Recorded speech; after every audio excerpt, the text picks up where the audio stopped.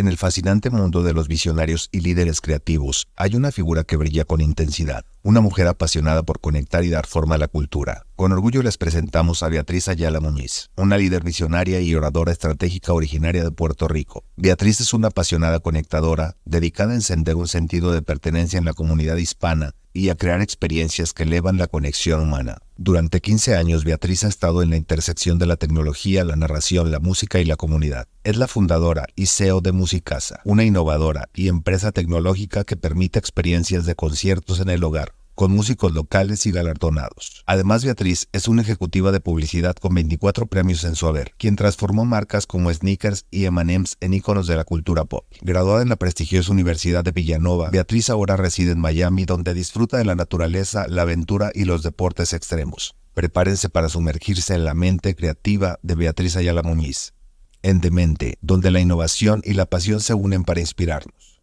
Bienvenida, Beatriz Ayala. Beatriz Ayala. ¿Cómo estás? Thank you so much. Mira, tenemos las mismas pulseras puestas. Así es, así es. Entonces, para protección. Sí. Y superpoderes.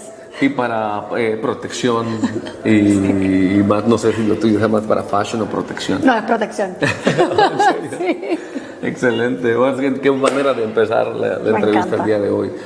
Primero que todo, gracias de nuevo por estar en el espacio. Mi placer.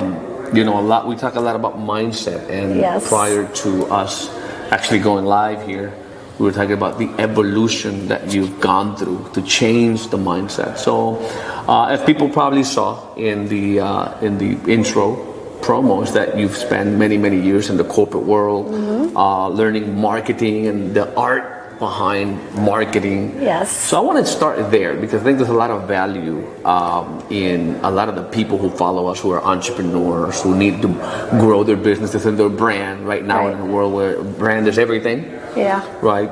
So take us back into that. First of all, what got you into marketing? What got me into marketing? I love storytelling. I love using stories as a way to connect with people, and marketing and advertising, it's all around stories, and how are you able to find pieces of information that allow you to connect with someone at a deep level. And ultimately brands are led by people, people with messages, people wanting you to consume their chocolate, and people wanting you to consume the laundry detergent they are creating for you. But ultimately, the reason we buy brands is because we resonate with the stories that they represent wholeheartedly, right? So for me, it was never that I wanted to be in marketing. Actually, I grew up thinking that I was going to be a CIA agent, or I was going to be an FBI agent, because I consider myself a very curious person, and I'm always asking questions, maybe too much. But marketing is sort of like fell into my lap when I decided to change my major when I was in the university, and here I am because of that. Interesting. You know, I hear people like Tony Robbins, and it's very curious that yesterday I was talking to somebody about how if you change your story, you change your life, and talk about the importance of storytelling. Let's see if we can dive a little bit deeper. And I think it goes hand in glove with the whole marketing piece, whether you're trying to connect with people through a story, but also you, like changing your life. If you change your story, it's almost like marketing to yourself. It's almost like marketing to yourself. Is that right? I mean, have you found your way in this new search of the meaning of life and everything? Have you changed your story? Oh yeah, and my story keeps changing every day. I mean, I've gone through, like, it is known that our cells are constantly changing every day, and every 7 years you get a new, and sort of like a whole new set of cells inside of you. So we're all, like, I believe in the power of evolution. I believe that change is the only constant. We either fight with it or we embrace it, and we allow life to sort of like take you through the paths that we need to navigate in order to build the life that we are proud of, that we are passionate about, a life that's sacred in terms of like what we believe in, and the people that we choose to spend time with. Definitely my story has changed along the way, but also embracing the stories that took me to where I am today. instead of rejecting them, recognizing them, accepting them, and then transforming them, so that I can sit from a place of growth instead of a place of rejection. Sure. So, I mean, the power of storytelling is so huge, and honestly, that's the way I learn. Even at school, when we were taught that you had to memorize things in order to do well at an exam or a specific history class, etc., it was all about memorization instead of telling us stories so that we could resonate to what the actual meaning of the lesson is. Sure. Meaning of the lesson is. So back to the marketing and how my story has changed. I went through a process when I was 29, which is 5 years ago, of really understanding how my childhood had impacted me. Specifically, when my mom got sick when I was 13, and I became a very angry teenager for a year, in which I just blasted everyone that came in front of me, and I mistreated people, and then taking all that anger and bottling inside and becoming someone that would appease others just to like keep the discomfort at bay. And I became this like hyper alpha independent like woman that wouldn't ask for help. And I felt that I wouldn't ask for help, and I felt weak when I had to ask for help, and I felt embarrassed when I had to ask for help. So I sort of like immersed myself in the things that I loved, which was bringing people together and controlling the music and controlling how we were going to connect and like spend time together, controlling the stories that we were going to tell our customers on brands that I was managing. Like I just diverted all of my energy into that, curating music and playing sports. I played volleyball for 25 years. And when I was 29, I actually came to the realization that I needed to sort of like open myself up to all the things that I have bottled down inside of me so that my story could actually become a story of empowerment and a story of accountability, and a story of inspiration, versus just a story that kept me down on my victimhood, which is not a place I wanted to operate in. I'm actually very curious myself. I'm learning in this process of hearing, how important it is. Like whether you're telling a story to yourself to change your outcome, or whether you're figuring out how you're going to tell the story of a brand to connect with the audience. I think there's obviously a lot of things that are very similar, but let's kind of segment them a little bit. I want to go back to if somebody is trying to build a brand and tell a better story of their product and service, what were the things that you've identified makes for a great story when trying to build a brand to a particular niche? Yeah, the first thing is a why. Like a why. The why. The why. What's the purpose of the brand? What's the purpose of the product? What's the story behind it? What is it gonna really connect with the audience in terms of what you're building? Once you have the why super clear, then you can identify like the how. The how, how you want to tell that story, what it is that you are actually building, and it takes you to a place of being able to be consistent. Like if you think of the most famous brands in the world. Let's take sneakers, for example. Okay. Sneakers has been around for more than 60 years. What is the one thing sneakers stands for? Fighting hunger. Fighting hunger. Yeah. And they've been talking about fighting hunger for 60 years in different modalities, but it's always been about fighting hunger. So the secret to them is not that the product is amazing and it's the best chocolate in the world, is that they've been consistent. So because they've been consistent, generation after generation has been able to impart the wisdom of what that product does. Hence it creates loyalty amongst groups of people, right? Regardless of where you are in the store, regardless of where you are of where you're buying that specific product. Everyone knows that it stands for hunger. Yeah. Right. So when you're building a brand, you really want to get very clear about why the brand exists, why you're doing the product that you're doing, and then that gets you to the what and the when and the where and the how. Like all those things are like the nitty-gritty details that come after you get very clear as to why, like the intention behind doing something. When I was at BBDO, we called it the True North, and we would help the True North, and we would help brands discover what their True North is. So that from there you can create a brand positioning and a value proposition and a message that can actually resonate with people from a place of relevancy, connection, but that also you're solving a problem for them. Like it's rooted in a human insight. It's curious you say that because I couldn't stop to think that many brands or many products per se sometimes begin in not understanding their why clearly. Mm-hmm. That's right. So it's like, oh, I came up with this or I have this, but not being able to articulate it properly to the marketplace. Absolutely, and I think that that's a huge learning for musicians too. Musicians are their own brands. They are their own products.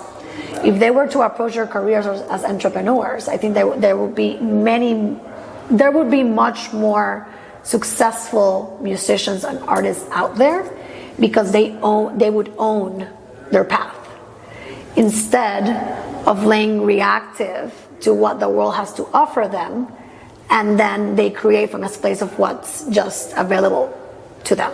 Does that make sense? Yeah, elaborate more. Like, for example, there's a lot of musicians that become musicians because now they have TikTok and now they can create something from TikTok. Right. But they haven't taken a step back to think, why am I doing this on TikTok? Is TikTok even the right vehicle for me to be doing this? Or maybe it's the wrong why. Do I even know why I want to be an artist? Do I even know what's my message? How do I want to use my voice? We all have a responsibility and a duty to ourselves to live in our purpose and to share our light with the world. That's awesome. But get very clear as to why you're doing it, so that when the person that's receiving the message receives it, they can actually connect with you at that deeper level versus the superficial of, oh, this is just a great 30-second song and I'm never going to listen to it ever again. Mm-hmm. You want to create a legacy brand. You don't want to create a 5-minute brand. What's your biggest takeaway? Because you were there for over 10 years. Yes. 13, 14 years or something like that, if I'm not mistaken. Yeah. What was your biggest takeaway during that over a decade in marketing that you bring into your current life to get to the level you want to get to? Of course. That's a great question. No one's ever asked me that. But there's a couple of things. I think the first one is the power of teamwork in crafting a message. There's the reason I loved advertising and marketing, it's because it made you have to work with other people. Makes you work with other people, other ideas, people, in crafting the right push message. And pull. It's push and pull, power plays, playing politics, all of it. But deep down at the core, we all wanted to put great work out there. Yeah. We all really wanted to connect with the audience, and we had different ways in which we thought we could do that. And when I was in Puerto Rico, when I went back to Puerto Rico in my 20s, and I was working with Medalla, which is the #1 beer brand in the island, I got to work with people from different generations, and it was the first time that I had the challenge of bringing people with different mindsets and different ways of upbringing to create a legacy campaign for the beer. Mm-hmm. And it was really hard at the beginning because baby boomers don't understand the millennial mindset, right? And how we approach stories, and by the end of it, I remember people telling me, like, you have this power of bringing people from different generations to work on a single goal together, and that's really powerful. So that's where I get my love. I'm a connector, I've always been, and I think that advertising really helped me. ¿Cómo se dice cuando tienes que como machacar, como mejorar, like, esa cualidad que tienes? De pulir. De pulir, eso, like, de pulir, como si fuese una obra de arte. Yes. De pulir that characteristic, that's very much part of who I am. So I would say that's one. I would say the second one, which was more at the end of my career in that world, which was I wasn't letting myself reach my full potential. Say again. I wasn't letting myself reach my full potential. Right. So I was at the top of my career, 29, already getting trained to become the next general manager for the Puerto Rico office at BBDO. And I was honestly working at a 30-35% of my capacity. And I was already doing incredible work. But, so you're consciously working yeah. at 30, 35? I knew it. Just winging it and I knew okay. it. You knew I it. I wasn't taking other classes to learn other things. Like, I was just like, I'm a great communicator. And I own that. Right? And I couldn't live with that anymore. Hurricane Maria happened. Like, a lot of things happened that sort of like start waking you up. But the main thing was I wanted more for my life. And I was working as this incredible advertising executive, award-winning advertising executive, and that was never the path that I wanted to take. So I could be courageous and leave that behind, or I could stay there and just take the easy way out and still be sitting at an office somewhere in the world. But that's interesting. Leads us into more of a deeper conversation, because you then you kind of realize that this is not really what fulfills me totally, and so you go get this fork on the road and you take a different route. Tell us a little bit about that, because family, a lot of people friends. sometimes stay in a place that they hate because they're just afraid to make anything different. The thing is, I love being alive. I love being alive, and in that moment in my life I wasn't alive, and I knew that. I would have conversations with people and I couldn't retain the information, and I would ask the same thing over and over again. I have been going to the office nauseous for 7 months, crying almost every day. I was living in a state of survival. I didn't recognize myself. I was in the best shape of my life, but inside I was like feeling like really, really broken. I was extremely successful, but felt really unfulfilled. And I couldn't live with, I didn't want to live with that person. I wasn't proud of that person. Okay. And I knew deep down that no one was going to come and sort of like take me out of that wheel. It had to be myself. And it took me, like, I'm a fighter. Like, I hold on to things for dear life, and I'm like, no one's taking me away from here. And then, your health gets compromised and you start having panic attacks, and that isn't normal for me. And I didn't want it to be normal for me. I'm an anxious person, but I had always found ways to sort of like navigate it. And I wanted to stop living as a passenger of my life, and I wanted to be in the driver's seat of my life. So I took my space and I took my time to do that. But you traveled? I traveled for a year. Everything, boom, boom, went boom, out. boom, boom. Tell us a little bit about your discovery. My family thought I was crazy. I lost so many friends when I did this. I went on a year trip sabbatical, backpacking around the world. I went to every continent except Antarctica. And the main goal for me was, okay, I need space to be with myself and get to know myself again. And I really want to understand how people live and how people connect and what brings people together. And back then, 2018, I wanted to understand what remote work was, because I loved working from home, but I wouldn't be allowed to work from home, even though I was like a very high productive person, even at 35%.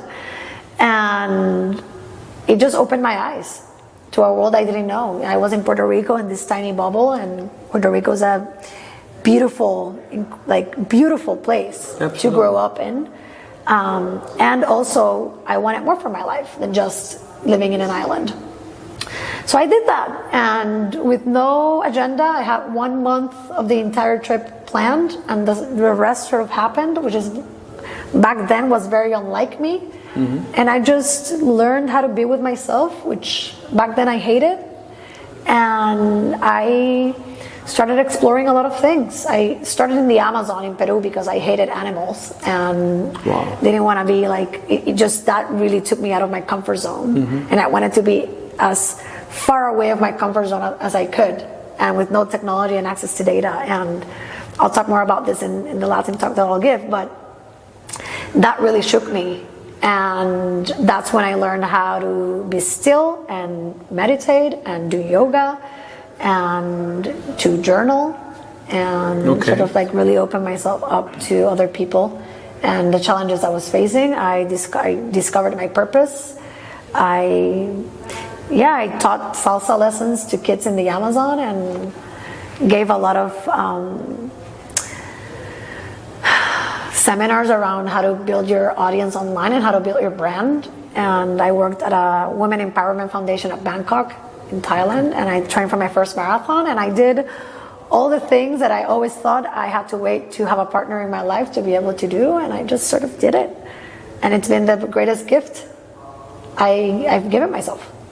Very cool. So after you do all that, you come back. Obviously, something interesting happened through the COVID time, right? Which triggered those creative juices in you. So I'm a very honest, open, and vulnerable person. But when I came back from my trip, it was March 2019. I had a journal with me, so I started rereading all my journals from the year. And I knew I didn't want to be in Puerto Rico anymore. But one of the first things I did for my sabbatical was I got a natal chart reading with an astrologer from Colombia. And in that reading, she said, you need to move to Palo Alto because that's where the legacy of your life begins. Wow. And you're late. And I remember having this conversation with her in July 2018 and laughing. I'm like, oh, yeah, I'm not moving to Palo Alto. Like, I know no one there. So yeah, I came back and I read that and I'm like, I'm going to Palo Alto. Huh. Why not? Like, it was a full body yes. It was the craziest thing I've ever done in my life because I had nothing to fall back on. So I called my mom and I said, I need a $20,000 loan. Could you trust me? I'm moving to Palo Alto. And then my life changed. You're speechless. No, yeah, a little bit. Because of what happened there? I was in the darkest moment of my life. In Palo Alto? Yeah, I had no community. I knew no one. I had no financial stability. I knew I wanted to build something. I just didn't know what. I didn't know where to start. I started little by little getting to know people, and by the end of August of 2019, I remember I had $750 left in my bank account, and I had nothing to show for. Wow. Not even a job. So I called one of my advisors crying, and he was like, there's this woman that I'm really good friends with that works with high-performing women in helping them unlock their potential and build value-driven businesses. Would you be interested in meeting her? She's doing a group thing she's testing. And I'm like, sure. So he sends me the information. Her name is Tara Nicole Nilsson. She used to be the CMO of my fitness Palo before they sold it for I don't know how many millions of dollars. And the group class was $750. So I gave it to her. I had no credit card. I was in debt. I called my brother and said, can you lend me $1,000 to pay my rent? And I had 2 weeks left of food. And this woman got me the privilege of getting to know myself in a very intimate way, from an archetype type of work. And 2 weeks later, Musicasa was born. And a month later, had raised $35,000. And I've never looked back. That's very interesting. It's a very interesting approach to build a business. With, sometimes when we're at that moment, this is the only thing I got, try to retain. In this case, I just opened. I was like, let it go. It's this, or I go back to Puerto Rico and go back to the corporate world. I knew I could fall back to that. And see, that's the mindset, right? When you're sort of, you know what you're looking for, you know what you want. Just open up and just let it flow. I mean, there's this thing called trust the process, but I don't know. I think you have to be a little bit more intentional. In this case, you were really searching, and whatever you were looking for was looking for you. When I gave her my money, I was trusting the process. I knew nothing about this woman, just that she seemed pretty legit because of her background. That's it. To this day, she's still my friend. No, you were searching, for sure. I was trying to understand, what am I going to build that it's going to resonate with my purpose and with myself? My purpose is to spark joyful human connection. How do you monetize that? Yeah. Right? And she just uncovered for me, when I'm a connector, I'm an idealist, so I believe everything is possible. I don't take no for an answer, and I'm a nurturer. I build relationships. That's what I do. I build my wealth through relationships. That's what I do. So why not go back to the things I know how to do, which is connect people, use music, which is something that has been embedded in me since I was born in Puerto Rico, and do it in a place that allows for a culture of connection and belonging and dialogue to happen, which is a home. That's where you start building your relationships. Yeah. So I combined all those 3 things, and I said, let's test it. If for anything, it's going to allow me to meet people and get a job in tech. let's do it. Okay. And then I spoke to my mentors and my siblings, and they were like, yeah, you were born to build this. Go build it. We don't know what's going to happen, but like you have to trust that this is coming into your life for something. Cool. And now we're here. Well, diving into the next step of life, which was the entrepreneurial side. Yeah. You've been really entrepreneurial for the last 3 years or so. Yep. And how did that idea of bringing concerts into people's homes, did that happen through COVID? So that happened right before COVID. So it was September 2019. Yeah, tell us a little bit more about that. Yeah, so I do this work with Tara. I realized that what I want to do is a platform that can bring people together and really sort of expose artists to audience that's willing to sort of pay and go listen to them and their story, but also a way in which we could bring people together and have spaces where storytelling could reign. And I remember going into a meeting in San Francisco, and I started talking about Musicasa as if it already existed. Like 2 weeks ago, it was in my journal. Yeah, okay. I wrote the entire business plan of Musicasa journaling one night, and 2.5 hours later, the entire business plan was created. Wow. And the people there were like, well, I know all the musicians in San Francisco because I used to do a party called Puerto Rico por una causa, where we would raise money after Hurricane Maria. So I'll give you my contacts. And then another person was like, well, I have a music room in my home that I don't use. It's perfect for a concert. It's yours. And I relayed back to when I was an account executive, which you would create a project plan and you would create a timeline and you would create a budget and you sort of like follow sort of like the executional steps on how to make something happen. I remember that first call with the person that knew all the artists. She spent 2 hours on the phone with me, giving me all the contacts. And she said, you're going to start with this woman called Adriana. That's going to be your first call. And Adriana unlocked, like I would say there's 450 artists in the platform for Musicasa. The first 100 was because of Adriana. It was crazy how people were like, yeah, we need this. What? You're one person away from changing your life. You're one person away from changing your life. One person away from changing your life. All the time.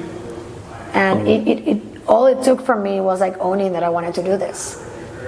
And then we did. And I remember we raised money before the first concert ever happened. And the first concert was a flyer that was $20 per person, and 100% of the revenue would go to the artists. Like I didn't even, at that point, I wasn't even testing the actual business model that I had thought of. And it was sold out, and it was 20 people, and there were people from India, from Cuba, from Colombia, of course from Puerto Rico. There were people from Russia. So you obviously it's web based, so this is open. But anywhere. this wasn't even a website. It was like word of mouth.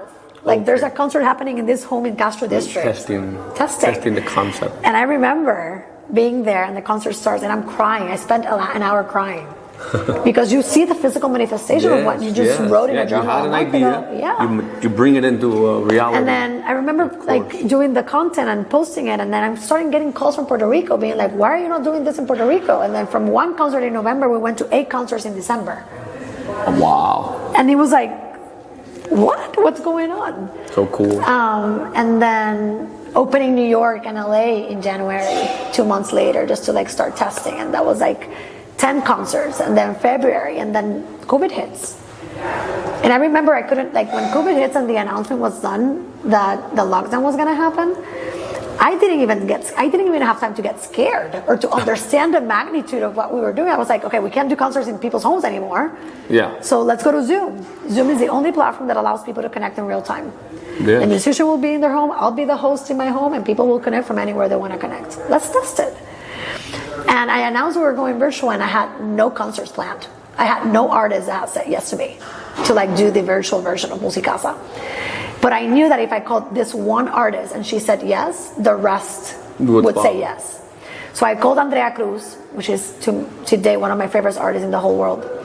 And I said, Andrea, you're not going to be performing for the next couple months. Do you want to help me do this? She was like, yes. And Andrea has said to me to do Musicasa, no, 3 times already. So this was a stretch for me. She's like, yes, let's do it. When? I'm like, Thursday. She's like, done. We'll be ready. So we announced it and we sold out in less than 24 hours. And that first concert had 50 people, because we do intimate concerts, so it's 15 to 40 people. I was like, okay, we're gonna do 50. And it's been one of the greatest concerts we've ever had. People from all over the world joined. And in the first 30 days of COVID, we did 47 concerts, 100% of them sold out, paying musicians above market rate. And that's when I knew that people weren't doing this because they wanted to discover music. They were doing this because they wanted to connect in a different way. Of course. And so your time right now is almost fully dedicated to that project? I've dedicated my life to this since the moment I wrote it in a journal. I haven't done anything else outside of public speaking, which is of course one of my passions. But after COVID, I decided to move to Miami because it was the only place sort of opened during COVID that I could test the business model and the concept in person. So I moved here July 2020, and the first Musicasa was September. Sold that show, and then that got us enough traction to raise investors' money, and then get us to where we are today, which is we've tripled the business. We've built the MVP. We're now building the actual platform that's going to automate the entire business and bring some cool technologies into how we're doing the matching. Awesome. Well, we'll leave it with that. I know you'll be speaking at Latin Talks. Yes, I am. And we're excited to hear your story deeper in there. Is there any final message? Because there's a lot of entrepreneurs that follow this channel, and I'm trying to inspire them. Okay. Go ahead and do it, just do it. You had an idea. It wasn't perfect, right? I think what gave you more clarity was you went into action with the little that you knew. And I want to wake up to people and say, you don't need to know everything. And here's another story, another testimonial that you don't have to be waiting for the perfect time or the perfect plan. Just execute, because the action will sort of show you the next step. Would you agree with that? Yeah, I totally agree with that, and that's a synonym for being in the present moment. Like, nostalgia is the feeling that you get when you want to change the past, and anxiety is the feeling that you get when you're trying to control the future. But being in the present moment, you can actually recognize what you have at your disposal, what are your resources, and you get to put those resources to work, and that gives you power. It gives you power to act. And you're acting from a place of knowing that you have these resources, right? So that to me gave me a lot of courage, because I knew that I was starting something from nothing, but really it wasn't nothing. It was the 11 years of experience that I had. It was the fact that I grew up in a home in Puerto Rico that was basically a venue where my parents had hosted hundreds of gatherings like this one, right? I always joke that Musicasa is not my idea, it's my parents. I'm just the one executing it and taking it to millions and millions of homes, right? But it's like, do the thing with what you have so that you can work towards the person that you want to be. Yeah, I love it. And I'll close it with that. Well, my takeaway on this conversation is that experience is the key to success, right? And then you taking action is what gives you the experience to have a higher chance of being successful. 100%. So, yeah. Beatriz, let me shake that hand. And thank you once again Thank you. opening up to this audience and Dimensional. We're going to put Beatriz's handle around this video for you to follow her work, what she's doing, and make sure to share and of course subscribe if you haven't done so, if you got value from this interview, which I'm sure you did. Until next time, have a great one, everybody. Ciao. Take care.